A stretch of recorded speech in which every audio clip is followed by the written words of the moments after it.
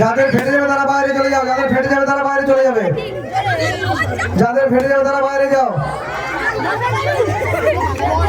যাদের ফেটে যাবে তারা বাইরে যাবে।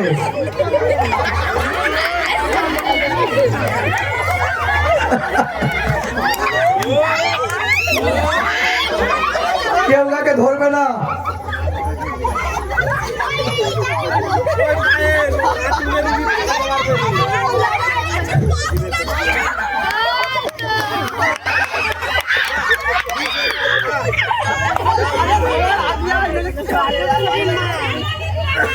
যারা পিছনে দাঁড়িয়ে থাকবে তাদেরই লস, কেউ পিছন দিকে এসে ফাটিয়ে চলে যাবে।